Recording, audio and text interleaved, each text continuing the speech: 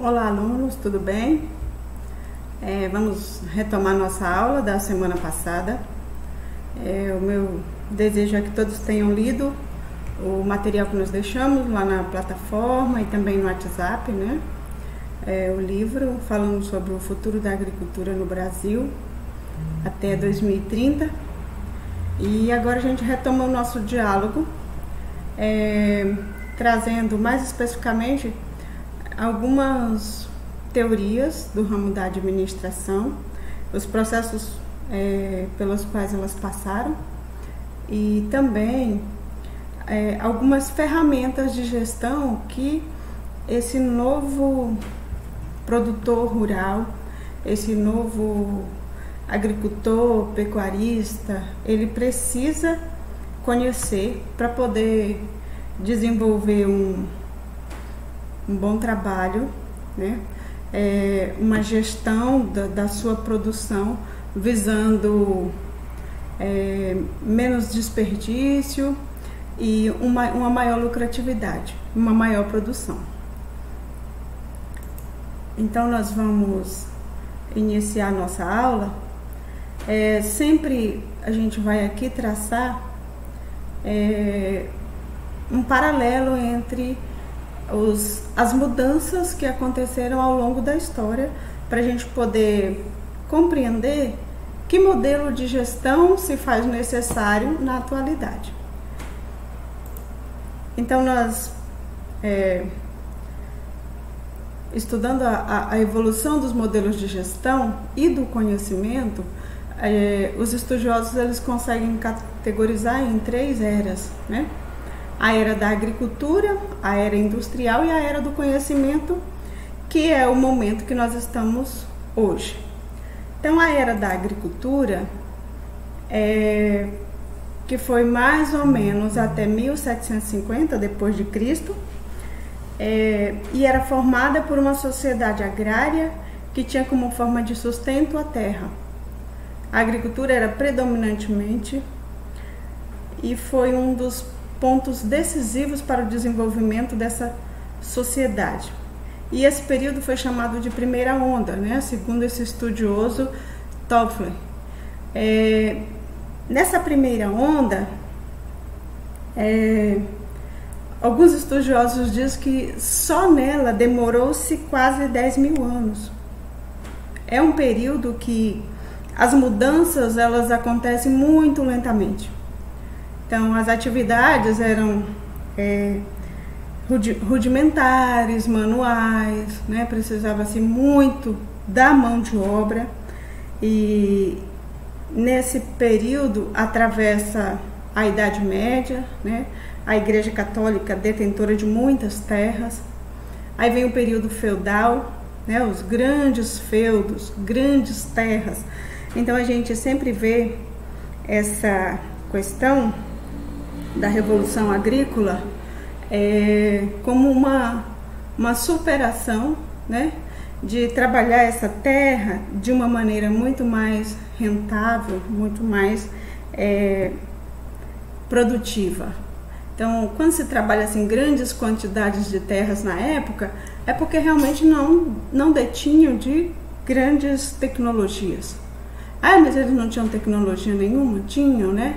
O arado manual ou o arado animal já era o retrato de uma tecnologia, mas era uma tecnologia rudimentar. Então, por conta de não deter a tecnologia e o conhecimento, foi um período que demorou muito tempo. Demorou muito tempo a questão da evolução nesse período. E aí vem a Revolução Industrial, né? Vocês têm esse conhecimento, eu acredito que desde o ensino médio é bastante frisada essa questão da Revolução Industrial, e ela data a partir de 750 até mais ou menos a década de 70. E ela se divide em algumas décadas, né? Nós temos a Era da Produção em Massa, que é 1920. Aqui os modelos de gestão estavam baseados na administração científica e nas relações humanas, O modelo de produção em massa era baseado no processo de linha de montagem, e aí a gente vai detalhar mais um pouquinho na frente. E nesse período surgem alguns estudiosos da área da administração, justamente tentando compreender o momento que a sociedade estava vivendo. As mudanças foram inúmeras. A sociedade, ela deixa de ser predominantemente rural e passa a ser urbana. Então, uma grande concentração de pessoas nas cidades, um grande número de mão de obras para as indústrias que estavam começando a nascer, né, começando a produzir em massa, a produzir em grande escala. Um período aí de 3 décadas, 30 anos, produzindo em massa. Os estudiosos já buscam uma maneira de uma produção mais eficiente, né? Aí vem a era da eficiência, que é aproximadamente nos anos 50, 1950, e esse modelo se concentra na burocracia, e a eficiência é o ponto-chave. Estaria relacionada a uma busca por excelência profissional e a burocratização da gestão. Então, eles buscam um mecanismo de administrar as indústrias, de administrar as empresas de uma maneira mais eficiente. E somente na década de 70 que a preocupação com a qualidade é aflorada. Então, a era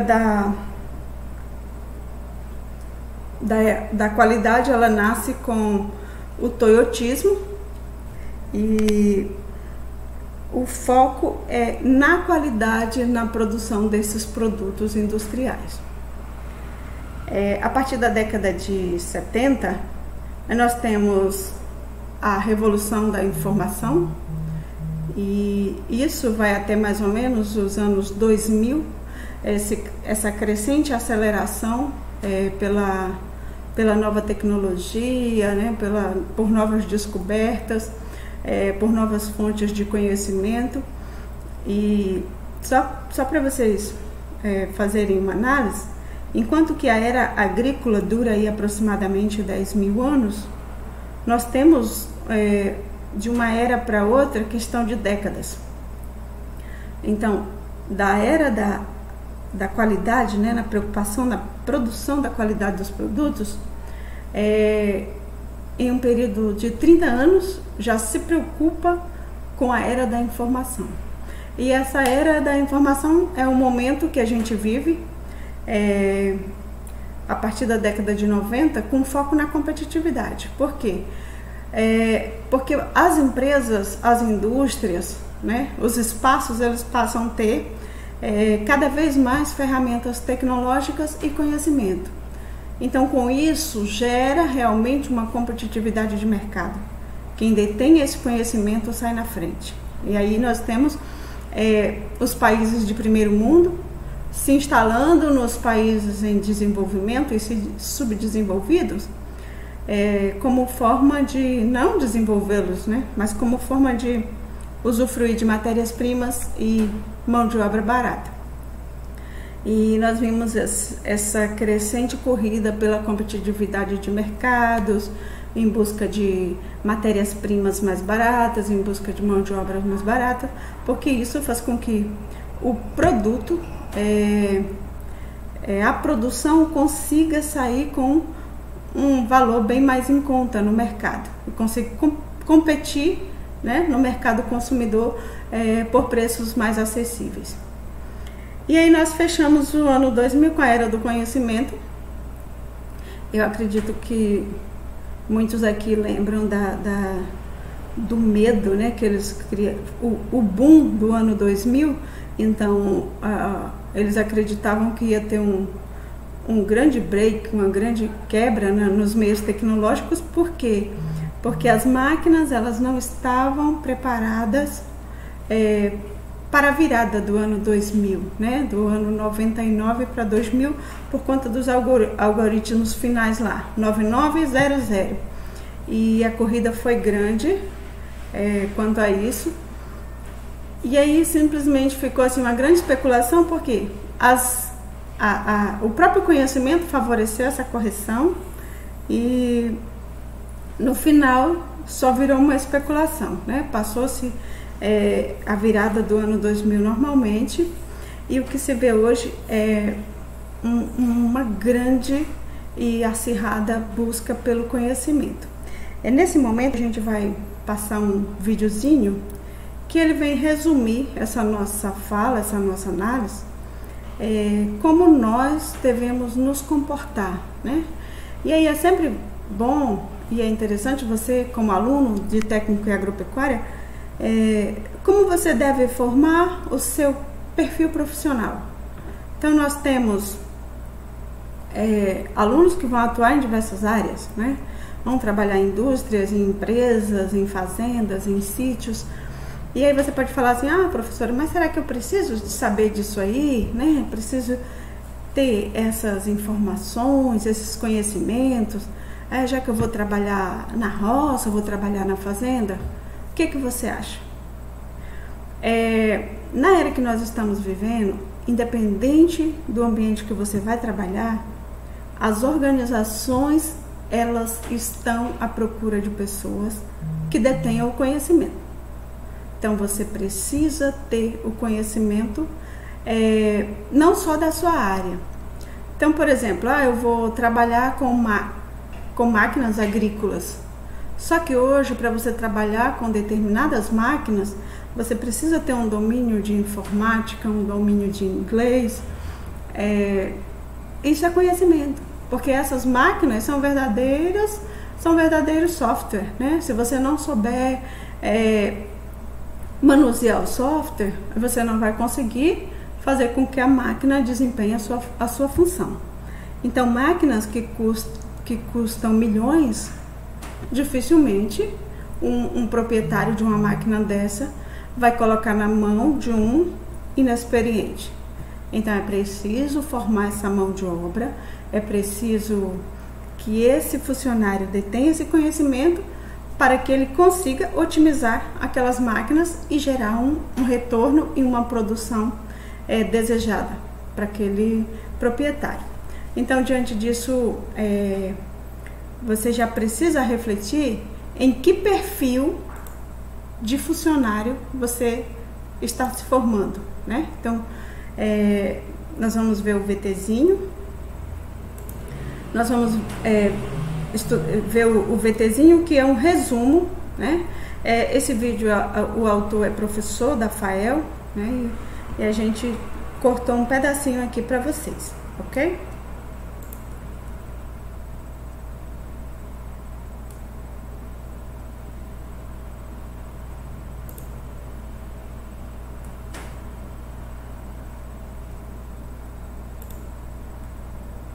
Comum. Os dois concordam que o conhecimento é um elemento de coesão social. O que isso quer dizer? Peter Drucker afirma que no passado o conhecimento era a base para o desenvolvimento pessoal, mas hoje o conhecimento é encarado como uma ferramenta para resolver problemas, seja nas escolas, seja nas empresas. Para isso, precisamos de pessoas e conhecimentos especializados. Mas como chegamos a esse ponto? Como a sociedade atual se tornou tão especializada? Para responder a essas perguntas, precisamos voltar ao passado. Na era agrícola, chamada de primeira onda, a terra era o que tinha mais valor. A geração de riqueza era resultado do cultivo da terra. Em uma época de pouco acesso à informação e tecnologia, tinha mais sucesso quem tinha boas noções de plantio e colheita. Essa onda durou uns 10 mil anos. Os elementos materiais ligados à atividade agrícola era o que havia de mais importante. Já na segunda onda, a forma de criar riqueza passou a ser a indústria e a troca de bens de consumo e serviços. Nessa época, a fábrica toma o lugar do campo e passa a ser a principal criadora de recursos econômicos e financeiros, além de gerar empregos. O conhecimento ficou mais disseminado, não só porque o comércio ganhou mais escala. A partir do século XVII, as informações começaram a circular mais, em jornais e outras publicações. No século XX, rádio e TV ganham espaço e forma-se a chamada aldeia global, em que as informações circulam no mundo todo. Nessa segunda onda, que já dura 300 anos, a atividade industrial é o centro. As pessoas migram do campo para as cidades para trabalhar nas fábricas. O trabalho é ditado pelo ritmo das máquinas, pela padronização e pela busca de novas fontes de energia, tudo com o foco de aumentar a produção industrial.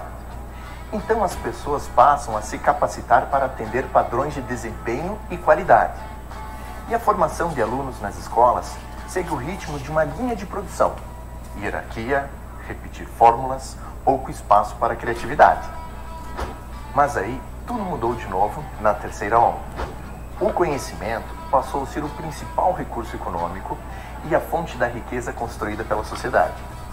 Hoje, ao conjunto de conhecimento e informações, somamos o valor dos produtos que nascem da inteligência humana. A isso damos o nome de capital intelectual. Na terceira onda, temos uma nova sociedade apoiada na informática. Isso nos permite absorver, organizar e utilizar informação de maneira muito mais rápida e eficiente. E isso transformou completamente a maneira como o conhecimento é gerado, recriado e reutilizado. Transformou as empresas, as escolas e as relações humanas. A humanidade retorna para sua cabana. Agora, uma cabana eletrônica, conectada ao mundo pela internet, de onde muitos trabalhos podem ser executados e muitas coisas podem ser aprendidas.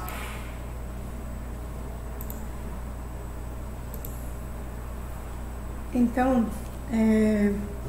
hoje a gente retorna, né, na figura de linguagem que o autor usou aí, retornamos para a nossa cabana, independente do ambiente que nós estamos e que nós vamos exercer uma profissão, a gente precisa deter o conhecimento.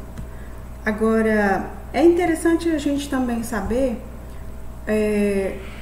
quais as etapas, como que isso foi evoluindo ao longo da história, né? Como esses modelos de gestão foram sendo associados à sociedade, como foram sendo transformados dentro das indústrias, no chão da fábrica e na mentalidade de cada trabalhador. É o que nós veremos na próxima aula.